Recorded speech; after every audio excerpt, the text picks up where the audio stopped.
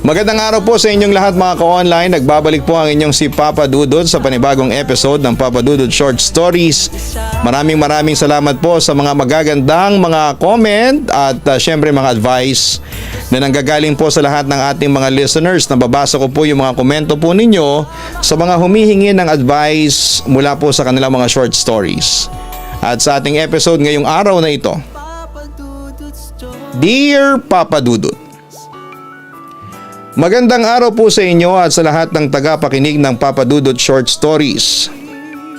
Ako po si Elaine, 32 years old, isang simpleng ina, isang asawa at isang babaeng matagal ng pagod. Pero pilit pa ring lumalaban. Lumaki ako sa isang pamilyang hindi naging maayos. Si Papa ay palaging galit at laging lasing. Si Mama naman ay tahimik pero punong-puno ng pasa at hindi lang sa katawan kundi pati sa puso. Sa murang edad ay nasanay na akong matulog sa tunog ng sigawan, iyakan at pagkabasag ng pinggan. Araw-araw ay para kami naglalakad sa bubog. Walang kasiguraduhan kung kailan muling sasabog ang galit ni Papa. Kaya naman pinangako ko sa sarili ko na hindi ako papayag na maranasan nang magiging anak ko ang bangungot na naranasan ko. Ayokong maranasan niya ang gulo. Ayokong mawala ang tiwala niya sa konsepto ng pamilya tulad ng nangyari sa buhay ko.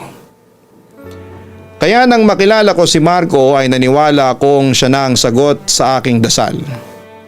Marespeto siya, masayahin, maalaga. Ibang-iba siya sa lalaking kinakatakutan ko buong pagkabata ko. Sa bawat kilos niya ay ramdam ko ang respeto at pag-aaruga. Kaya kahit takot pa ako sa ideya ng pag-aasawa, pinilit ko po siyang mahalin, Papa Dudut.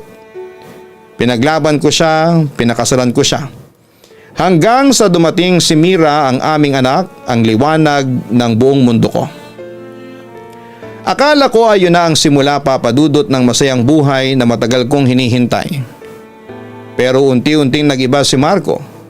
Nagsimulang hindi umuwi at laging may dahilan, laging may paumanhin, hanggang sa dumating ang araw na hindi na dahilan ang natatanggap ko, kundi pruweba.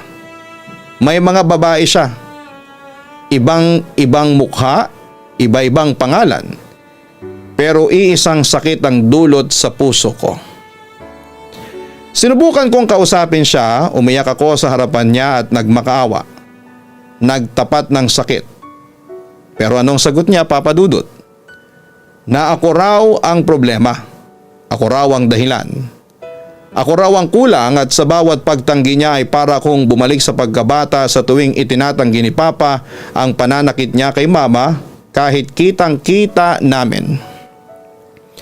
Pero sa kabila ng lahat ay pinili kong manahimik. Bakit? Dahil natatakot po ako. Natatakot akong masira ang pamilya namin. Natatakot akong masaktan si Mira. Kaya kahit alam kong niloloko na ako, kahit unti-unti na akong nawawala sa sarili kong pagkatao, ay nagtitiis ako, Papa Dudut. Pinipilit kong paniwalaan na para kay Mira ito. Para sa kanya, handa akong isakripisyo ang lahat. Hanggang isang gabi dumating si Marco ng lasing, amoy babae, amoy alak, amoy kasinungalingan. Nilapitan ko siya, hinarap ko ang sakit. Wala na ba talaga akong halaga sa iyo? Tanong ko. Ngumisi lamang siya. Ang drama mo naman? At doon ay pumutok ang lahat ng sakit na ilang taong kong tinikom. Sapat na, tama na. Hindi ako mananatili sa relasyong pinipilit ko lang. Hindi ako magpapakita sa anak natin ng huwad ng pagmamahal kung sa pananatili ko ay matututo lamang siyang tumahimik kahit sinasaktan. Mas pipiliin kong umalis. At sa gabing yon, ako ay umalis, Papa Dudut, at pinili kong lumaban. Papa Dudut, ngayon ay mag-isa kong binubuhay si Mira, hindi madali, maraming gabi pa rin akong umiiyak. Pero mas madalas na ngayon ang mga araw na buo kong nararamdaman ang katahimikan sa aking puso. Ang totoong pagmamahal at ang unti-unting pagbabalik ng pagkatao ko mula nang mahiwalay ako sa kanya. Sa mga katulad kong babae na dumadanas ng pangungulila at pagtataksil ay gusto ko lang kayong yakapin mula sa sulat kong ito. Hindi kayo mahina, hindi kayo talunan. Sa totoo lang kayo ang pinakamalakas dahil kahit sugatan, kaya nyo pa rin magtaguyod para sa inyong mga anak. Kayo pa rin ang bumabangon sa pang-araw-araw. Hindi kasalanan ang umalis sa maling relasyon, hindi selfish ang maghanap ng katahimikan dahil kung totoo ang pagmamahal, hindi ka kailanman kailangang masaktan para lamang mapatunayan yon. Maraming salamat po sa inyo Papa Dudut sa pagbibigay ng boses sa aking kwento na matagal ko na pong kinikimkim. Sana kahit papaano, may babaeng makabasa o makarinig nito at piliing mahalin din ang kanilang mga sarili at lumayo sa mga taong mapanakit sa kanya. Lubos na gumagalang, Elaine. Maraming salamat Elaine, at ang kwento mo ay hindi lang kwento ng sakit. Ito rin ay kwento ng muling pagtindig. Saludo ako sa tapang mo at sa bawat inang katulad mo na mas pinili ang katahimikan para sa anak kesa sa peking kumpletong pamilya.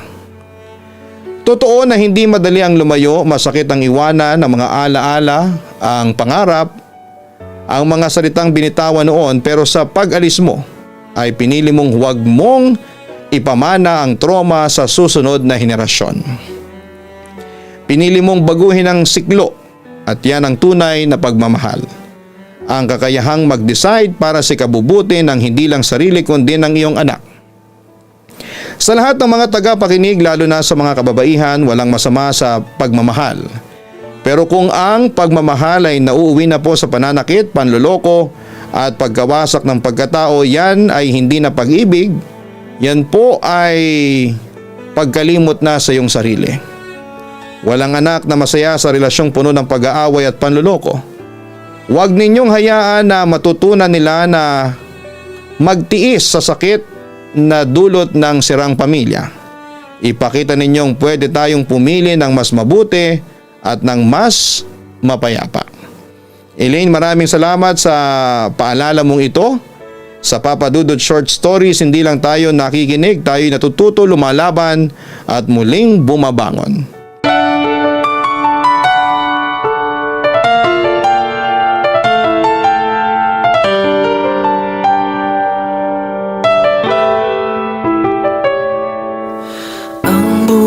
Ay mahiwaga,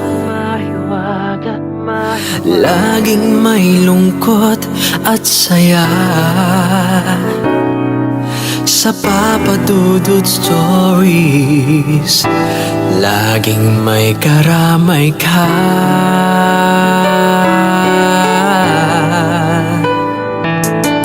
Mga problemang kaibigan, pakikinggan ka. Sa Papa Dudut Stories, kami ay iyong kasama. Dito sa Papa Dudut Stories, ikaw ay hindi nag-iisa.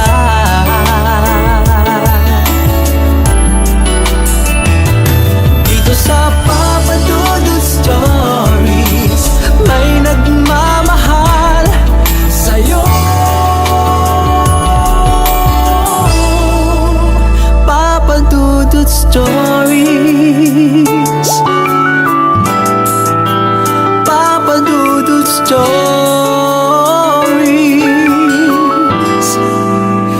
Papa Dudut Stories.